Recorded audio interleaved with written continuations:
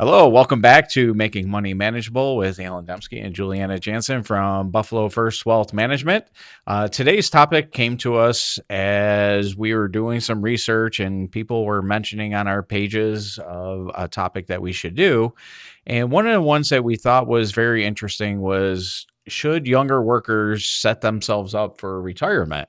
It's a long ways away. We did a video on student loans and recently college graduates, and some people are like, I'm just entering the workforce. I got 40, 50 years before I can think about retirement. But actually, it goes by pretty quick when you just graduate and then you're ready for retirement. As we both know, it speeds things up. And it's definitely difficult when you're first starting out. One of the things that we really try to focus on is getting people to save early because of the compound effect. And we'll talk about that in a second.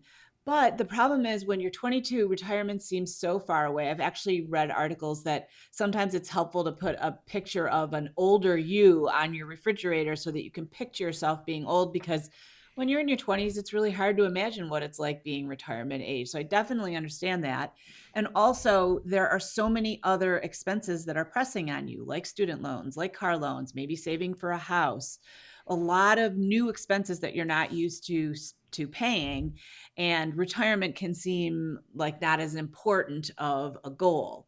It is important, it's just not as time pressured. Right. And starting early, whether it's a little bit at a time, can make a big difference going forward. And also, as you're looking for a job or if you're already in a career, looking at your company benefits. A lot of companies offer different benefits for different people, and everything is different in the world when it comes to company benefits and matches, especially if if you're evaluating two jobs, what does that company offer as far as a match? Is it 3, 4%? The salary might be different or roughly the same. I'm sorry, roughly the same, but that match could have a huge impact later on, whether even a 0.5% of what a company is going to match. And also, do they offer, if it's a bigger company or a public company, do they offer employee stock ownership? A lot of employers offer stock purchase plans where you can buy their company stock at a 10 to 15% discount on a quarterly basis, which is like a little forced savings plan into that company. And now, obviously, if that company's doing well and you feel that it's going to do well, you might want to look at and invest into that company stock. And that's a whole nother topic too. Yes, that is. Don't want to have too much. It's that could be a video in and of itself. Yes, as you get older and close to retirement, having almost all your net worth in one company stock could not be a good thing. Yeah, but one of the things, and I teach a junior achievement class, I try to teach 11th and 12th graders that are, just going out into the world, leaving their K through 12 experience. And one of the things that I do is I show them there's a great calculator on investor.gov. I think it's actually Securities and Exchange Commission Yes, it is. manages that website, but you can really play around with it and realize what a big difference small deposits early can make because of the wonder of compounding. And sometimes that can really bring the topic home, like, well, I'm just saving $100 a month. What's that going to be? But if you start when you're 20 or 22, even, or even in your mid 20s, what a huge difference that can make versus starting in your 30s and 40s, where it's never a bad time to save. But man, those early years can make a huge difference. Yeah, I was looking at one of our platforms that we offer for smaller investors, the opportunity to invest in a Roth, having that tax free income into retirement. And even if you're working now, to be able to save $10 a month into a Roth, most kids don't even, or young adults, I should say, don't even miss $10, especially if they go to Chipotle once a week and spend more than $10 at Chipotle. But start investing small into a Roth and start to build that tax-free income bucket.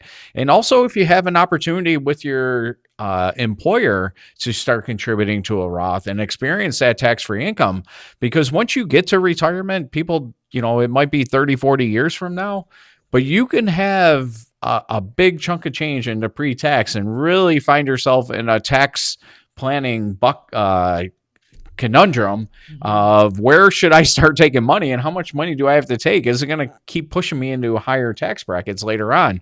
Where the Roth right now, you got tax, it goes in post tax and comes out tax free into retirement. Particularly when you're at a lower earning level, the benefit of putting it into a traditional IRA or a traditional 401k isn't as great because your tax bracket isn't as high. If you're in the Right. 12 or 10% tax bracket, you're not saving that much going in when you're putting it into a traditional. So might as well put it into a Mm-hmm. Roth where, when your tax bracket gets bigger, as you earn more, the benefit is going to be definitely felt in your later Right. years.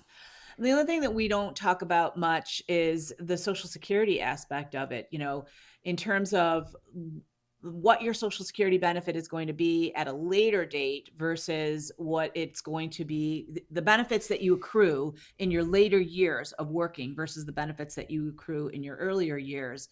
The Social Security Administration adjusts your income for inflation.